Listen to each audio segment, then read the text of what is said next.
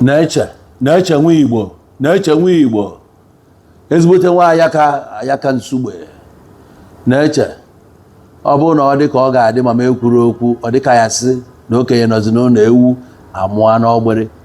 wee sị ka mpịanyele ya ada ama mmọnwụ ọbụla na-ada anụ egbo ọ ga-enwechi ụda. Nwanne m ka esi ọbụsịkwa anyị na-eme like this gị nwa bịakwu n'ọfịs m mgba gị interview ka ọlụ ụwa kwuo ife Morgan megoli n'ụwa dị confirm ọlụ onye ọbụla na Morgan bụgodo nwoke gbachiri ike na onwe ife Morgan na-emenwuro. Morgan na-akpọrọ onye na-enwere ife ọ bụ ticha anya onye ahụ esonye n'ife a na-eme. Morgan sign mpa gị Morgan sign even n'Ọsadebe fa ma onye ọbụla many people na-akụ egwu ọ Morgan Entertainment ka ezi ka ọkụ a esi wee gụrụzi ọkụ gụnye anyị n'aka ịchọ ka ọkụ nyụa. Kedu ife Morgan mezi iji chọọ ka wụọ ya naanị ọ dịrọ mma na ịmakwa ego na na-ele moto ahụ o bunye moto niile a na-asị ngwa welu jebe egwu iche na ọwọ naira inwe ngwa egwu courtesy of Morgan. Mụnwa nọgodo ebe a ana m eli ego Morgan steady so mụ achọrọ ka m bịa na-ekwu ya na mụ nwere affiliate with Morgan kama na ife onye nke a kwuru onye ụmụmaghị m ụgwọ n'afọ wee pụta wee kwue nke achọrọ m ịjụgo nwanne m ka anyị kwuo okwu dịka ụmụ iyo nwaanyị a na-apụta okwu a ọwa ọtụlụ ya nwaanyị a na ife niile a ji wee na-abọnite ọwa ọtụlụ ya na young guy dịka gị negoro young guy dịka o kwesịrị na wow mmadụ were ego ya tinye n'isi ife a bụ investment ịsaịnụ mmadụ adịrị izi ụfọdụ chọrọ ka asaịnụ ọfa ịbanye na ligi ndị asaịnụla asaịnụ nwanne chozienu talent icho nwere talent ife onye ọbụla na-ene ife a na-akọzi ịma na ị nwere ike ịma anụ ife a na-ekwu mana anyị nwa otu a nọ na-eji m eze adị enu so nwere osisi na-enu inu ma amarọ anyị nwa na-elelu mpụtụ ji mpụtụ enwere ọnụ ose ife a na-ajụ kedu hit track kedu na ife a bụ hit track gị because ị na-asị na na-eri ego ume a na-eme nka kedu hit track gị a ga-asị ha nna amana daga ya bụ mba na ọ bụrụ na ọ bụrụ onye a mba ọ ife a bụ ife a na-agbakọsị now imelụ maka nwaanyị wee chọọ ka igbuo ya karịa ọ gasaịnụ ya na-asị wepụ aka egwu n'ofe aka ya ọkwa aka mmadụ nwanne m si na ebe a ka ị ga-anwụ ife nchọ ka njụ anyị what is it kedu ife ịfụ n'ike nwaanyị a ngozi ya na-ekwu okwu ya kedu ife nwaanyị ya bụ ị na-afụrọ ebe ọzọ nwanne ụmụ okelekele ụmụazị juru ọ bụrụ na onye ga-ata gị ụmụazị ga-ata tapụghị uche gị ka nkụ itinye aka na nwunye mmadụ ịpụtazie na-eme explain nwanne ịgbara ndụ mmadụ bụkwa nwebelife ka nara escape bụ na-ede ndụ taa nwoke na-anụ nwaanyị wee mma maa gị n'obi ka ọ magbuo idi a ịgbafe bụ nwunye mmadụ na-enesi anya ọbụla ebe a ka ị danyelụ a na-akpọghị gị pụta ị na-agbaghalị ọ gasaịnụ emegidekwu wetekwuo court injunction against you since 2023 na onwe ebe ị ga-akụ ị na-ezogharị na-akụkwa dị egwu na-emebe ọmanya ka ọ n'ọfụrụ ya ike obi na-emebe dị nwanne m kedu ife dị n'ike nwaanyị a ọ gold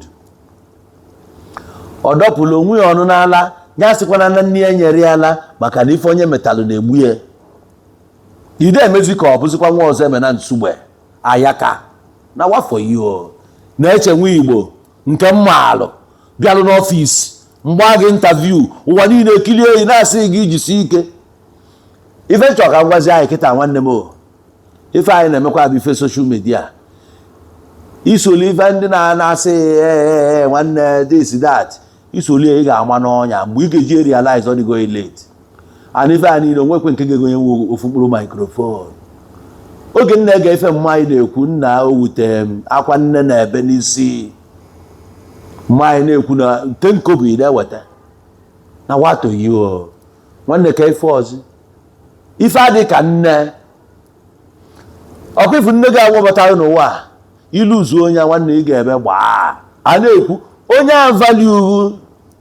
na-abụghị n'ahịa 1 naira nye gị si gị jisi ike ife emere investment n'isi ibu ị na-eli fanwa na-eli ọ talent ga-abụ ife achọ wepụta ya n'ezie ife na-eme a na-aka akụkọ young guy dị ka ị na-agba egbe ị na-agba afịa ọ bụrụ na ị na-agba afịa onye ọbụla na-akụ egwu nwere ike na-agba afịa mana ekwena ka ụlụ karịa ọrụ ọ bụrụ nke a bụ problem mana ọzi na ebe a na-aka ike ya bụ Ngozi ka nwaanyị anụnwa akwụchi ya ngọna mọga na mmalụ ọfụma mọga na mmalụ na esi na ojigo ụgwọ ramelụ nka mụa na I can pay you that amount ikwuo na ego na mma akwụnigo that money mana ịmara abụ m onye omenala ọ ndịra agị nje na Ọkịja na ilue na ụlọ asị Ọkịja nwere ego adebele na ụlọ asị Ọkịja si walụzia the money bịa were ya ma ọ bụ na Morgan ji ụgwọ Morgan mụnwa maalụ Morgan Entertainment okoko alụsị ji isi anya ọkụ na Amerịka na wato yo ọ bụ na ajọ mmadụ na ya na nna gị amaalụ nwụ na I dey tell you achọghị m ịkpọba afọ artist dị iche iche o nwere nwaanyị ga-agba ọ bụrụ na ya ka afọ asị na ife agba agbala nwanne m na-agbala na-ego nwaanyị a bife dọta idea nna ị na-emezikwa onye na-enwere fuchọ emedaga na oge a nwoke asụghị mma n'obi n'ọsụgbughị o nwere nwoke chọrọ ka ọ fụ ọsị ya bụ na ya na nwaanyị a nọọzi o wee fụ onye na-eje na o nwere ka ọ na-adị mana nke a na-asị akwụchi ya ngọ na akwụchi ya ngọ ọ gaa ife ifele ka ọ bụ na young guy like you na-efe a ka a na-akọ je tọrọ parapara ịchọgodu nwa 17-18 na nwanne ị ga-enweta na nkorokoro mmụlụ ncho dị na nwa gị nwa were aka gị tọọ dị waterproof tọpụo ya ike were aka gị na-echu ọrụ onye ọbụla afụ ya ọsị nna mba o wee bụ nọọ gị nwa jebe nnọọ onye nọ na di ya wee bụ ife a ka a na-akọ nna na-eche ewu brotherhood naanị o wee bụzie Morgan ka a na-akpọzi afịa like this eho Morgan Entertainment mma abụzie taa ka esi akpa afịa o nwere ife ịchọ n'ụwa Morgan ama na-emenwuli kere ife ịchọ that Morgan cannot do for you mụnwa na-ekwu okwu a na mkpọ Morgan si ya bụ ime ofu ọnwa na oge butelu m ya iwere anya confirm ya ọ bụrụ ile mkpọ Morgan si ya na-efugokwa ya adị Morgan na Amerịka moto dị ebe ya gụ nwunye ọnụ egota 200 cards ma na ego bebe ọnụ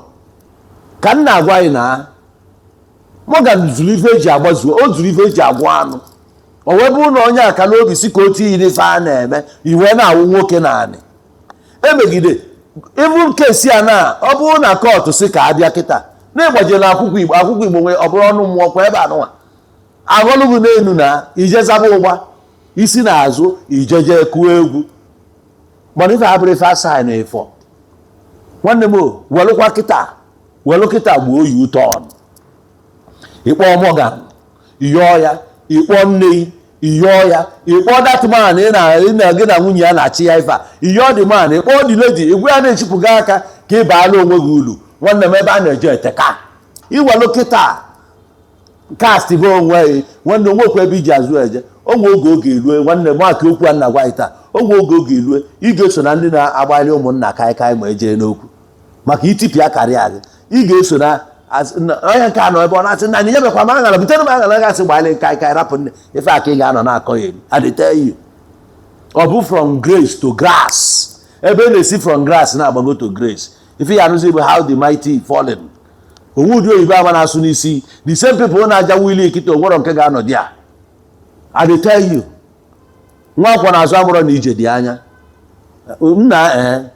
maka chi agwa m na ọgụ nwa ga-emesịa na-ebi ụtọ like this akụkọ a na-akọ nna anụ ka anụ na general award ka nna anụ na ka ọgụ nwa bụ eze egwu ekpili na gị na onye arọ nwa nteje iwe egwu a na-akpọsị afa nọ ndị gị na na-eko ịkọ ọkwa mmadụ ko 11B hit track ugbo obili igwe abịa hit track anyị nọ nso onye ịchaka oche hit track na-eche ka ife na-emezi na wayo ife achọ abụ dị ogologo maka ọkwa ife agụkarịa mmụọ onwekarị agụkarịzi agọchie ndị mmụọ ntị ịghọtago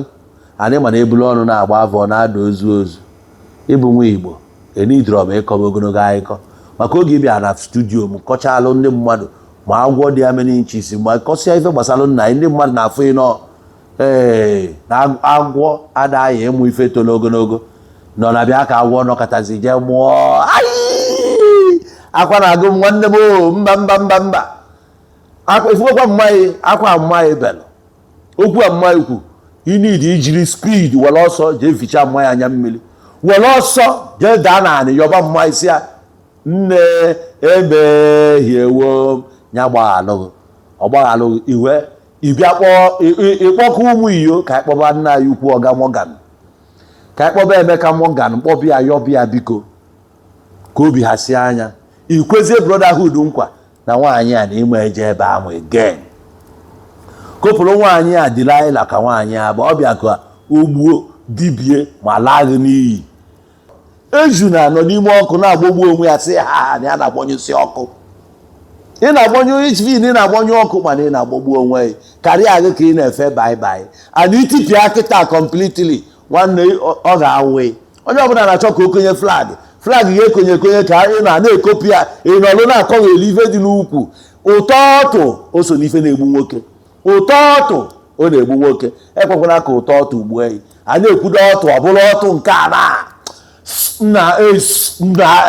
brotherhood dị very disappointed mụnwa bụ eze ụmụ iyo nna aka m ife ahụ gwara ọ bụrụ na emere ya ọga ọ bụrụ na emere ya ị ga-ebe gbaa na miteyu ngụ onye ji eko nyakwanarị na ya mana onye gbakọ utie ọ larụ naanị ngwanụ ka ọ dị shọọ